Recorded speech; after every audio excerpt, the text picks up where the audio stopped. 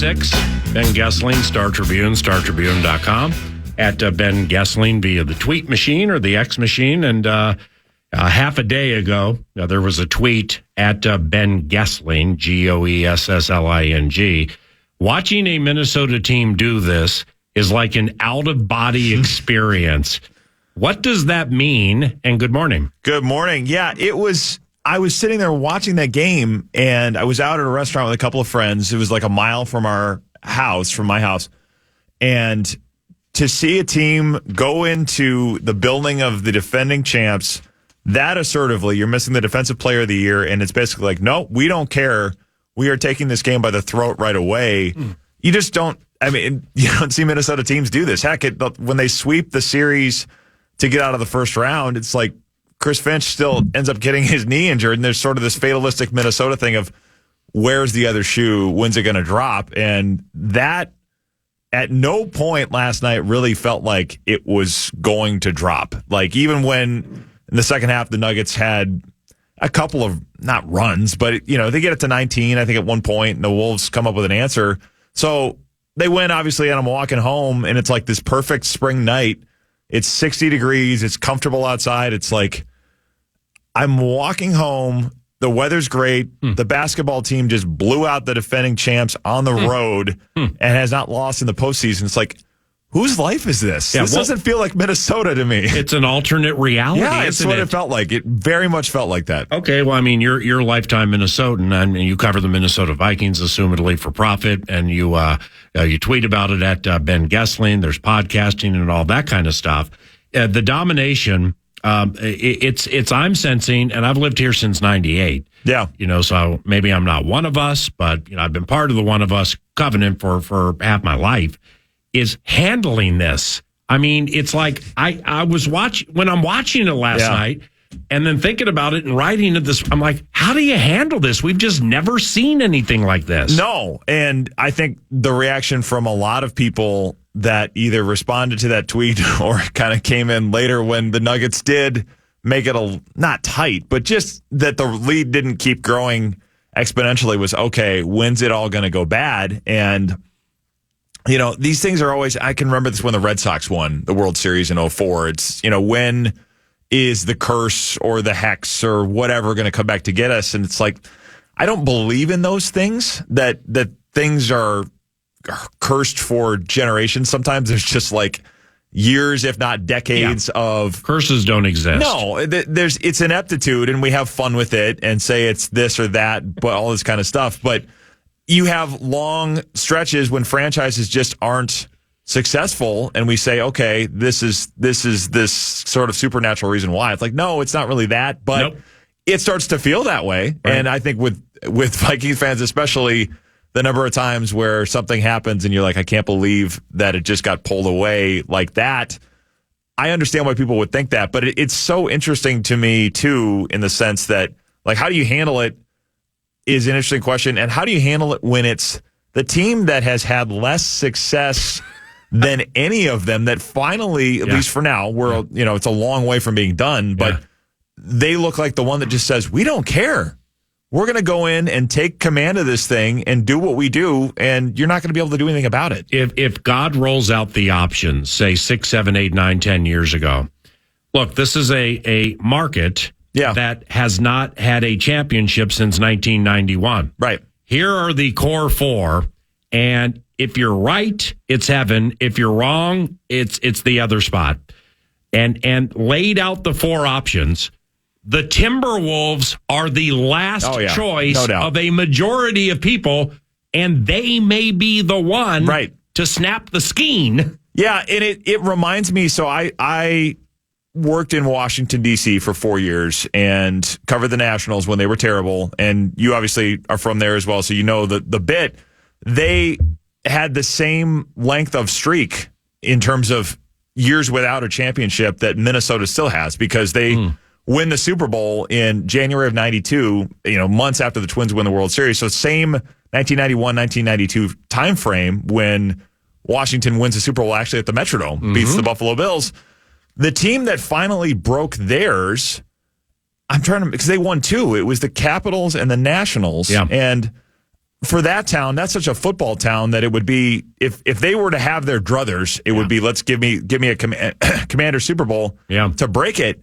And I think it ended up being the Caps that first broke it, and then the Nats did it after that. But that became a great hockey town because everybody fell in love with Ovechkin and everybody fell in love with that whole run. But that had been a snake-bit franchise for a long time. So when they win it, it's like, would this have been the one that people picked if they had their wish list and ranked them? Probably not. But there was just this outpouring of like, finally it's over, that I think it would be the same thing here. If it's the Wolves, people would say, you know what? Wow. We just needed one. Yeah. And we were talking about it off air too. Like, I remember when the Gophers made the run in 97 that didn't technically happen.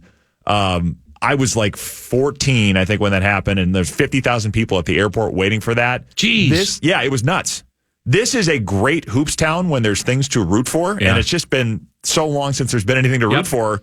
We're seeing now, when you give people something, there is a burgeoning basketball market that reacts to it and says, yeah, let's go. Let's get excited about this. Gardsey and Barrero have said that forever. Yeah. And I moved here full time in 1998. And, my first experience with super high level basketball was when I was 12 and 13 in 78 and 79, living in Washington, D.C. Yeah, when the Caps... and it was the Bullets and the Sonics. Yeah. I mean, I was so into that series, my mom helped me design for Jack Sikma a sign that said Franken Sigma. I always love that and one. I'm like holding it up, trying to get down by the scorer's table, and Lenny Wilkins is saying, hey, kid, get out of there. Dennis Johnson was alive, God rest his soul. So, that was my experience with that in a Redskins town. Absolutely. Yeah. Billy Kilmer, Charlie Taylor, and the gang, and all through, football always wins. But when it comes to the compare and contrast with other markets. All right. Well, I mean, there are some requirements. Like, you must have 4 pro sports teams. Yep. In obviously MLB, NBA, NHL, and NFL. Yeah, you can't go like Sacramento. Oh, what have you ever won? Doesn't count. They only get one chance. Or Buffalo. Right. I mean, it's like Buffalo Bills. Okay, akin to the Vikings. Yes. But as the market goes for providing titles for a fan base. Yes. Okay, now, I mean, you can dust off your game-worn Gilbert Perreault jerseys if you want for the Sabres. But, I mean, we got 2 teams there. So then we got Cleveland. It's like, okay, it's Cleveland. The metaphorical mistake by the lake. Yep. Well, they never win anything. They're akin to us. Well, then LeBron rolls around. Right. And, then the Indians, the Guardians, So then, like, cross them off. So it's like it's the wasteland is shrinking, and we're very much part of it. Yep. And now this is happening, and I find myself, and I think I'm not here's the reality guy, but speaking for what I would imagine a fair amount of fans, trying to restrain yourselves from saying this team's going to win the NBA championship. Because I said it earlier, and I put it on Twitter last night, and I stick by it because I'm watching all these games, man. The Minnesota Timberwolves are the best team in the NBA of everybody remaining through 6 games, and it's not even a debate. Yeah. Boston takes a fat L against Miami with no Jimmy Butler. OKC is right there nipping at their heels, if not right with them. Yep. Luka and Kyrie, the whole thing. Because of the defense and the intangibles and the little things and the nuance. And it's not, at this stage, it's not even a debate as to who is the best in show. Yep. Through the postseason, it's the Minnesota Timberwolves. Yeah, I would agree. I mean, and it's just so rare to see that. But, I mean, the act of keeping a lid on it is, I mean, it is the challenge of doing it, because seeing this level of command for a team in Minnesota is pretty rare. Now, Minnesota fans know that we've seen commanding teams of this vintage, particularly 1998 with the Vikings, and it doesn't work out. Now, that's one game. It's not a 7-game series. Right. The cream kind of tends to rise to the top in a 7-game series, but it's still a long way to go. So, like, the act of, if you're a fan, appreciating it for what it is and staying in the moment not saying, oh, this is guaranteed, written in the stars to be a championship, and it's a failed experiment if it's not. It's a tricky line to walk, but I sympathize with fans that are trying to do that. Well, and we and what we do with the football team, we work with general managers and coaches and fans. So just another layer as we unpack the astonishing nature of what's transpiring with Minnesota Timberwolves basketball. And you think about the GM, and you think like Kwesi Adolfo-Mensah, okay? I mean, if you... Who's a big hoops guy, by the way. If you judge and/or grade Kwesi off 2022, he no longer has a job. Right. But for those who hire people to be patient are patient with the progress in one of the, if not the most antithetical general manager hires in the history of the NFL, antithetical to the old school or football guy, the way grinding tape, Mike Mayock, the way things are done. That's just how they're done. Yep. Okay, well, you've had to wait, and it's getting better. Clearly, it's tangible that it's getting better. Yeah. Connolly, with the Timberwolves, he gets to Denver, and with free agency and the draft, crafts the Denver Nuggets in a way to become a world champion contender candidate. And they close on it, and they win one. So then he comes here, makes that giant deal for Rudy Gobert that included 4 draft picks and 1 million players who can't play. Right. And out of it, you're getting Conley, you're getting Gobert, you end up with Nickeil Alexander-Walker. Yeah. And he was crafting this team to beat the team for whom he used to work because he knows the best player in the world, Jokic, does not like contact, does not like big guys constantly on him. Yes. And it's being exposed right before our very ears on KFAN. Well, and Jokic was talking the other night about how do you beat a team like this, and he said something about you have to clone me or something like that. You need. So the subtext of that is him saying, "Hey, it's not my fault. We need more people like me." Yeah, but there's also a frustration in the sense of they come at me in waves, and it's just hard to get through all of it. So yeah, I mean, it's the old, crafting a team to beat the one that you know you're going to have to face. It reminds me a little bit. And this didn't work out quite to this degree, but the year after Randy Moss takes the league over, Ron Wolf uses his first 3 draft picks on defensive back saying, Mike we McKenzie, have to stop this guy for, it was Anton Edwards. Yeah, and Fred Vinson, I think, was the other one. They ended up trading him for Almon Green, so that worked out. But yeah, the thing of this is what we have to deal with now, and so let's build a team according to that fashion. It also helps when you were the one that built the other team that you have to beat, so you know it that well, but yes, I mean, it is that sort of a feeling, and it's contrary to the way the NBA has gone. We've seen it spread out. We get all these 4s and 5s that play away from the basket, and certainly Cat does that, and they have ways to do that as well. But having the big guys that say, no, we can command the lane is not a way you see a lot of teams play anymore, and for them, it has worked tremendously so far. Envision Anthony Edwards playing in Brian Flores' defense. What would his role be? Well, I mean, the positionless sort of Brian Flores thing. I mean, he's a monster Metellus. Yeah, Josh Metellus was the name that comes to mind in terms of like the guy that can just move and do all of these different things. He's also athletically gifted in a way that, I mean, it is remarkable to watch. And people kind of move off of the NBA. I was a big NBA guy as a kid. Didn't get. You kind of just, you get in your lane with what you cover, so I haven't watched as much of it, and people kind of get tired of it in the regular season when people aren't, the load management stuff, they're not playing every night. But, man, when you watch these guys... The load management stuff sucks. It's annoying. Because the two casual refrains from, those who, just for whatever the reason, are not choosing to watch during a regular season would be, well, they only try in the final 2 minutes. And why would I watch that? They never play any defense. Right. And the Wolves are flying right in the face of those lazy pieces of analysis. Well, the defense thing, watching that, it's like they don't give up easy baskets. Mm-hmm. It's either off-balance shots or we got to dribble and pass to look for an open look, and it's not there because somebody closed out. I mean, it was remarkable to watch that. Royce was talking last night about, kind of contextualizing this in Minnesota history, and I said, defensively, of any of the 4 teams, where does this performance rank in Minnesota sports history? I mean, I think number 1, and it's different because it's pitching. You'd have to say Game 7, 91, shutout Jack Morris. There's some Bud Grant games in there, I'm sure, that come into it. The Vikings giving up a field goal only in Jacques 09. Lemaire, neutral zone trap. There's some of that stuff, but to go in and do that without Gobert as decisively as they did it. Unbelievable. It's just, it's impressive to watch. It's like the Rams heading into the biggest game of their lives and losing Aaron Donald the day of the game. Yes. And still putting forth the greatest defensive performance in the history of Rams football. Well, yeah, or speaking of the Rams, it's a little, and speaking of Brian Flores, it's a little bit like that Super Bowl where the Rams and have all these points. No, I'm thinking of the one Rams-Patriots. Yeah. Where the Rams offense is flying all year and then they give up a field goal and they just have no answers for anything. So there's a little bit of that. I mean, even Kevin O'Connell talking about playing against Flores in 2020 where we just don't have an answer for any of this. There's a feeling a little bit that way with what you saw last night, too. Hardcore football. So Kevin O'Connell did a film study with Pete Bursich on J.J. McCarthy for Vikings.com. Yeah. An in-depth, elite film study of rookies and J.J. McCarthy with Pete Bursich at Vikings.com for all to see.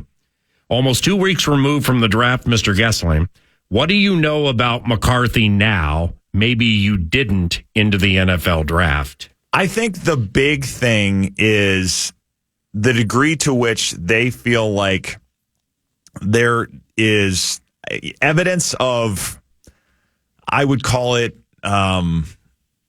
not high-level quarterbacking is too hyperbolic. The evidence of grown-up quarterbacking, I guess I'll call it, in terms of being able to look off defenders, make throws, do some of the more nuanced things in the pocket than you would see a lot of rookies do. He's not like a bail and roll out to the side and just run guy. If the first thing isn't there, he's good at kind of buying time in the pocket and making subtle movements to keep himself alive and keep a play alive. They didn't have as much to go on, obviously, because of how little he threw the ball in college. It was like 20-some times a game, which is not what it's going to be in the NFL and not what most teams ever end up doing. But some of the evidence of maturity, and I guess when you go to high school at IMG Academy, it's like he's sort of been training to be a NFL quarterback for an awfully long time. But, yeah, seeing some of those things and getting a chance to watch some of the analysis and talk to people in the building about him a little closer, that has been, I think, striking to see. Doesn't mean he's going to have it all figured out. Doesn't mean he's going to be the starter week one or any of that. But there is more evidence of that than some of the narratives about him would have perhaps suggested beforehand. And from Vikings.com, if you haven't seen it or heard it, we have captured it. It is Minnesota Vikings in-booth radio analyst Pete Bursich with KOC. Another big part of our offense, Pete, as you know, is the play-action pass. And with the era of college football being a spread game, see how many receivers we can get on the field. There still is a nature to our offense where we want to marry the run and the pass with running the football and then play action to try to take advantage of some defenders. So right here, you're going to see they're in the pistol here with the halfback right behind JJ, but they're running a play pass. And you're going to see him turn his back to the defense, get a great fake in there. And then when he turns back around, this is an NFL concept. We really run plays like this where you're going to basically put this receiver on a deep, we call it a field post, where he's running a post from one side of the field to the opposite side. But we're going to try to tie down potentially that safety right here, where we're going to try to isolate him and really give JJ a chance to see what this defender does. If he wants to go ahead and get a bunch of depth right there, we'll throw the ball to the tight end right there, number 18 on the sail cut. If he wants to try to drive up forward and potentially cover that route, that opens up a deep shot for the home run. And as you see, JJ, one hitch, sees that safety declare and launches an absolute laser. I love the graphic right there because I think he threw that thing about 55 plus on a line. That's Kevin O'Connell with Pete Bursich talking about J.J. McCarthy, and you can watch that at Vikings.com. The scribe, Ben Goessling, in studio, the 651 Carpets Plus studios, chatting Timberwolves and off-season Minnesota Vikings football with rookie camp on the horizon. More on that chat around the corner, but first. The Fan, along with BigDeck.com, want to give you a chance to put $1,000 in your hand with the National Cash Contest. You can go to KFAN.com and enter the keyword FUN, and you might win $1,000 with the keyword FUN at KFAN.com.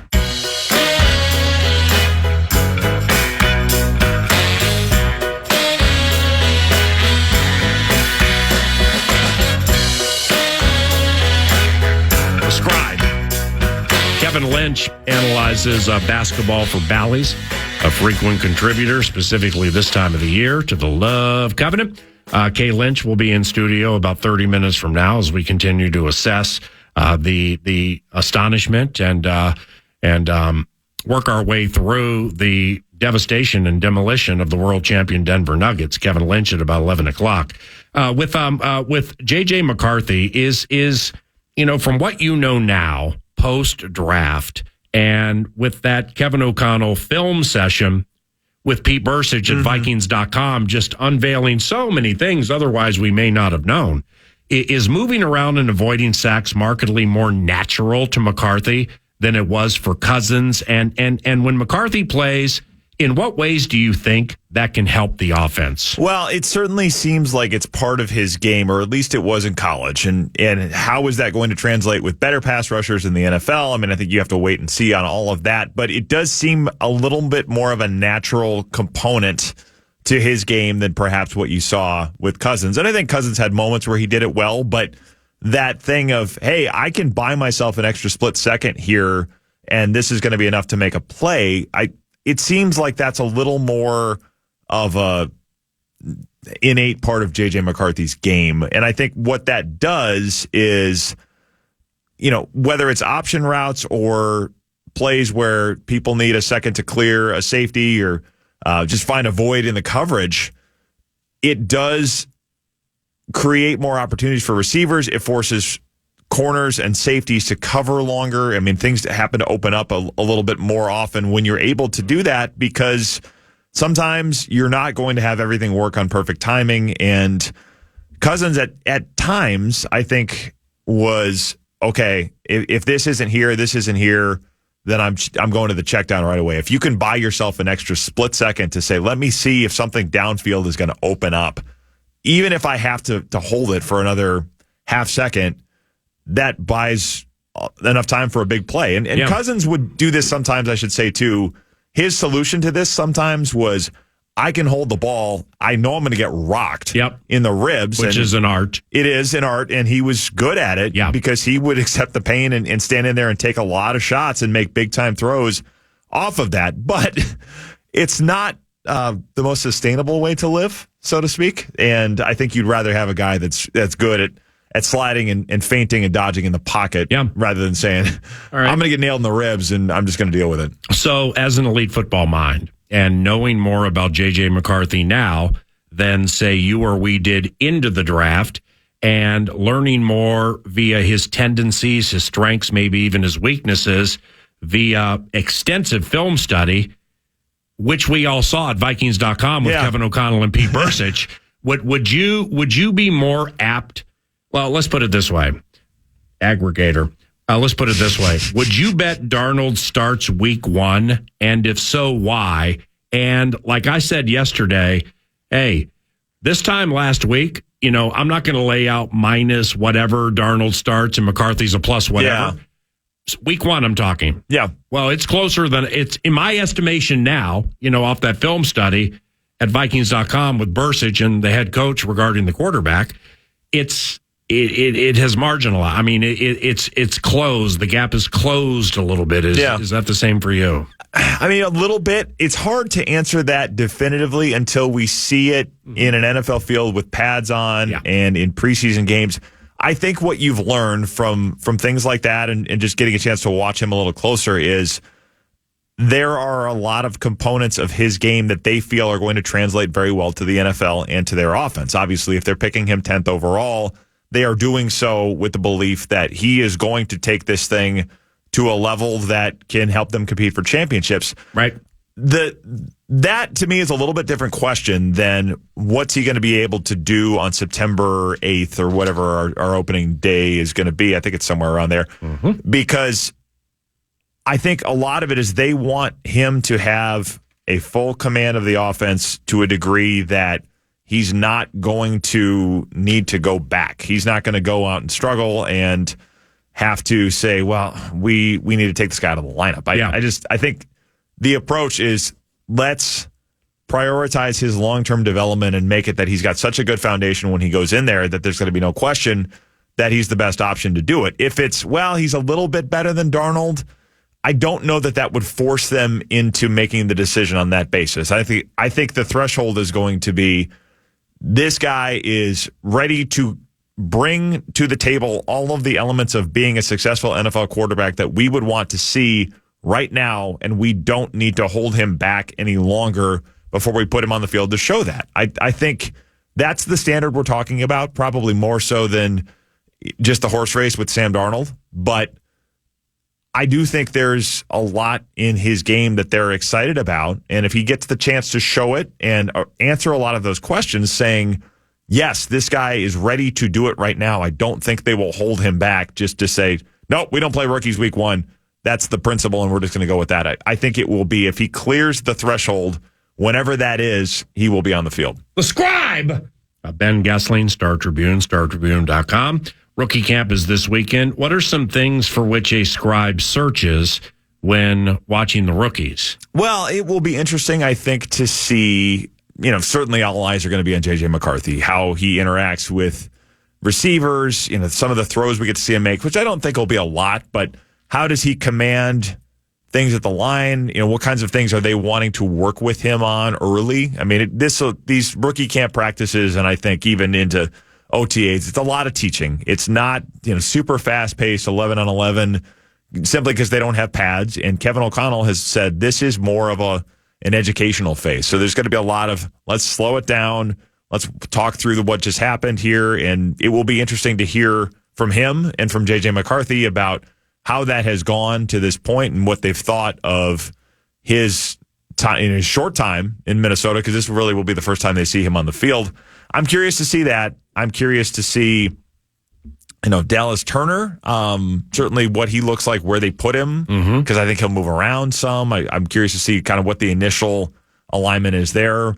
Kyrie Jackson, I think, is really interesting as well, because they need a corner that can come in and be physical. And there's a spot, I think, opposite Shaq Griffin to be one. I'm curious about that, too. Off that, prognosticating now with the right to change the take closer to the season, speaking of Jackson and corners. Yeah. How would you stack, say, the first three corners who will play the most as of now? Well, I would go Griffin and Murphy in some order. Yep. Probably Murphy 1, Griffin 2. Yep. Simply because Murphy, I think, is outside and then shifts to the nickel, kind of the old Captain Munderland thing. Right. As for the number 3, 4, 5 spots, this is interesting because I don't think a Caleb Evans, Mekhi Blackman are like sitting in incumbent roles that cannot be touched. I think things we saw at the end of last season would suggest that those jobs are going to be fought for and won in training camp and probably the preseason as well. I guess at this point, I would keep Evans in that 3 spot.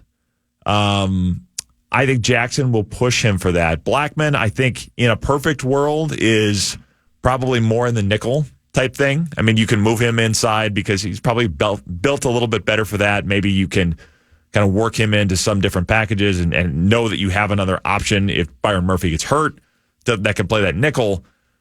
But I think if Kyrie Jackson comes out and shows he is capable of doing a lot of the things they want to do and capable of being physical with receivers, because they want more of that in this defense this year, which is simpler. I mean, if you have corners that you can just say, go cover your guy, we're not thinking about spot drops and who do I have in this particular coverage. It's just, you have, man everywhere he goes, Meg coverage as they call it.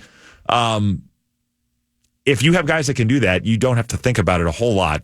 So maybe that makes it easier for a Caleb Evans as well, just to say, hey, you've got this guy, go be physical with him, and it's that simple. But if Kyrie Jackson shows that he can do that, I think he's going to get a chance to win that job. You mentioned Shaq Griffin, and an article came out yesterday, and now Shaq Griffin is, it appears for some Vikings fans, like public enemy number one. Because of the comp pick thing? Because of what his deal means in terms of compensatory picks.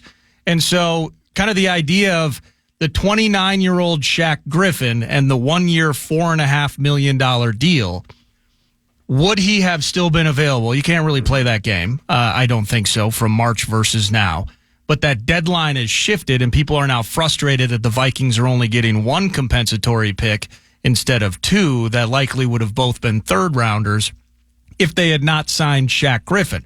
I assume that they're playing that math game. Maybe Dalton Reisner, maybe at one point they're like, well, he's going to sign with somebody else, so we're not worried about making this deal. Any thoughts on that? As Shaq Griffin's just here trying to make some plays for Brian Flores' defense, and now Vikings fans over the last day are like, why the hell are you here? Yeah. You screwed us. We'd rather have the third-round pick than a 29-year-old on a one-year bid. Well, off the jump on that, and I still need to do a little more digging into all of the details of it, but I was told yesterday that Shaq Griffin did not cost them.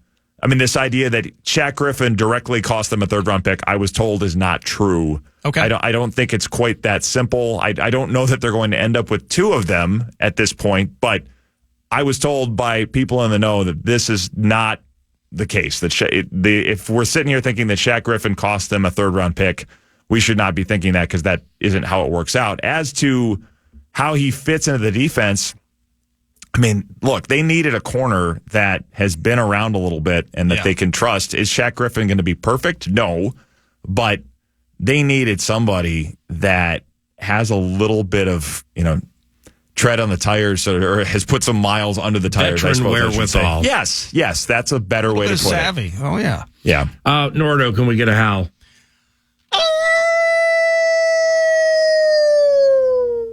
Benjamin, can we get a howl? Howl. I will. You have to howl in the spirit of the howl. I will preface this by saying, as an objective journalist, I'm not supposed to do this. Great point. But my kids go to Wyndham Elementary, and the mascot there is the Wolves. So in the spirit of that, not the Timberwolves, because I'm an objective journalist, I will do that. They do this at the end of all of they get kids on there to do the student council calls, so they always do it. They go, ow!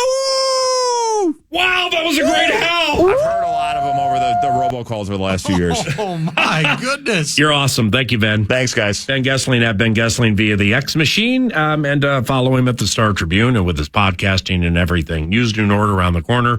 Then Kevin Lynch in studio celebrating the Howl on KFAN.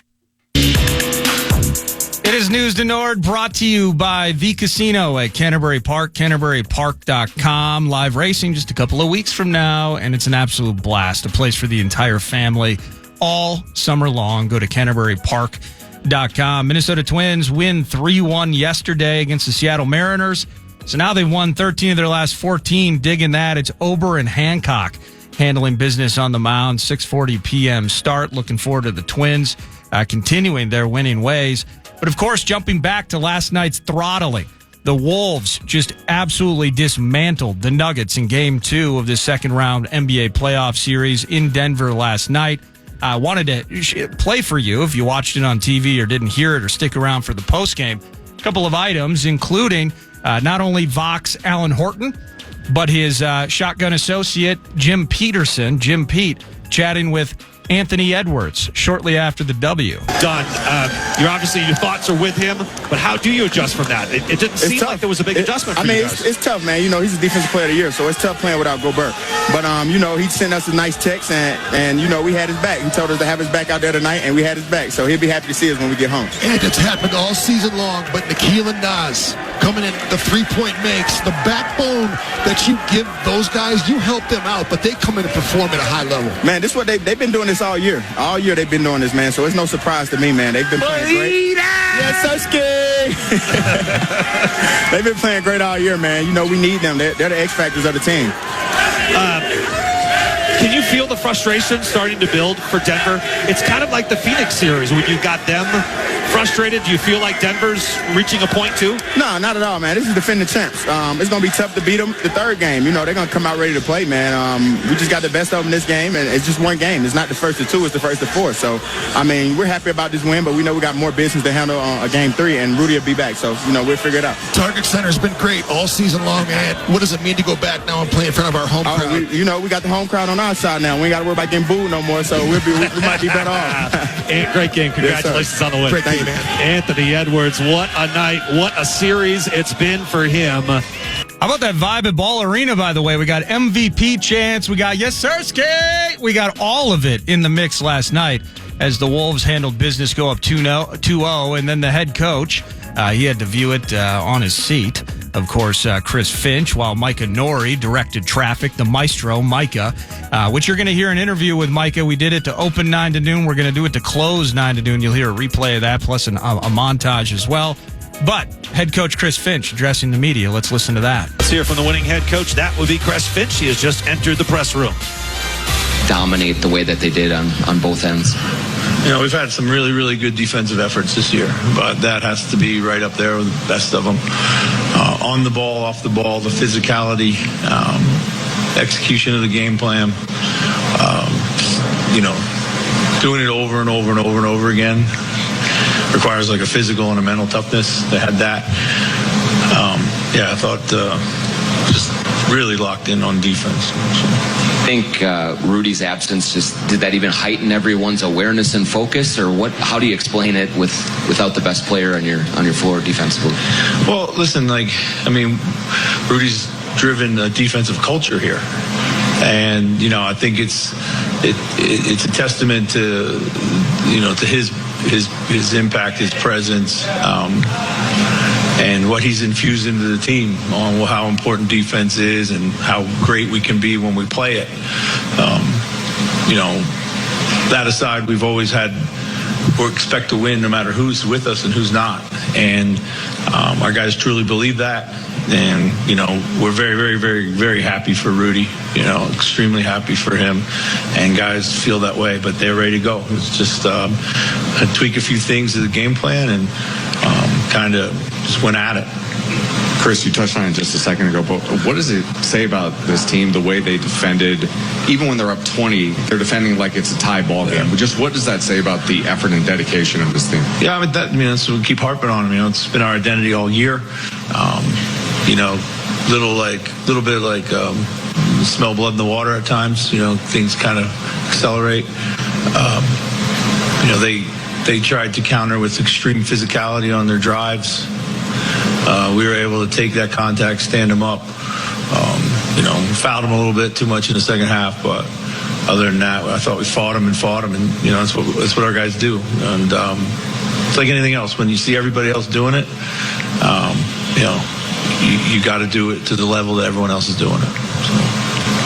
Chris, Carl seemed really decisive offensively from the jump. I'm curious your thoughts on that, and then also kind of Ant's willingness and ability to let Carl go and then take his spots after that.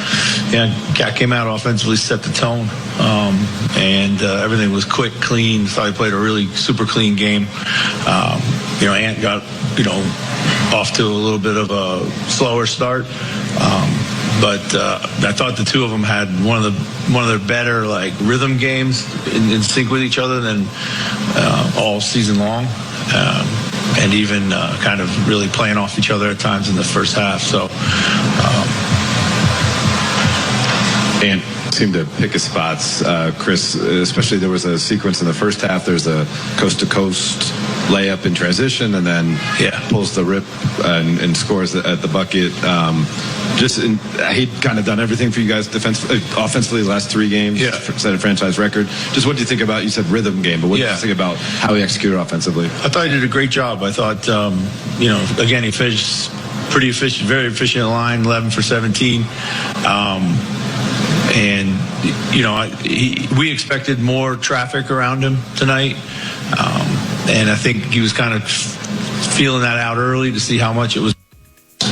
He did a great job of kind of exploiting those. And then I thought as the game went on and they started flipping matchups and flipping coverages, he really did a good job of just finding his teammates. We went through a period, I think we were super tired. We didn't really score very much, but I thought we made a lot of really good plays in that period. And Ant was at the front of that. So,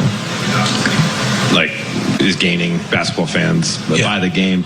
Did you catch the shrug that he had when he had the 3 in the fourth quarter? People are saying it reminded them of Michael Jordan gets the plays. No, I didn't catch that. So, and gets a switch, or Carl gets a switch, they're being really assertive and turning that into an advantage. What do you think has caused that to where maybe they're just being more aggressive and smart about how to attack those types of things? Yeah, we worked a lot on switching coming into the Phoenix series because we knew we'd see a bunch of it, both individually and as a team. So hopefully form some good habits that are still carrying over. it's about being super decisive when you have an opportunity. I think anytime we get a chance or get stuck holding, we get in trouble there. Our cutting and our movement has been better off the ball to open up avenues to attack these switches when they are there. Just everything has been better with our speed, Nas has improved dramatically this season on defense, but a lot of that has been like from the mid-range out to the perimeter. His defense in the paint tonight, particularly on Jokic, was a dramatic step up, it seemed. Yeah, I thought it's been fun to watch him grow in that regard. I remember a game last year, when we played here and we didn't have Cat. We put him on, and he's kind of afraid to touch him a little bit, and Jokic had a big night, but just using his physicality, using his quickness, using his hands, whatever he has to do to try to unsettle him, which is all you really can do until we can bring enough help. But yeah, it's activity defensively on him has been outstanding. You mentioned Rudy kind of instilling a culture of defense here, and I'm wondering, on a night like tonight, is this emblematic of the kind of culture you just wanted to instill on this team since you got here, and maybe even since last year? The toughness, the defense, and not making excuses when a key player isn't here. Yeah, I think so. I mean, for sure. Like, it's always been, got to compete at, had to learn how to compete, and then you got to learn how to always compete, and you got to learn how to compete at the high levels. And when you do that, you're always going to give yourself a chance to win, no matter who's available on your roster. And the goal has always been to put out a team that people like to cheer for. And that doesn't happen unless you play hard, and it usually doesn't happen unless you play defense and you share the ball. And we're doing all those things right now. So. That's head coach Chris Finch addressing the media after last night's victory. We continue the Wolves conversation next. Valley Sports North's Kevin Lynch in studio around the corner. Final hour. It's 9 to noon.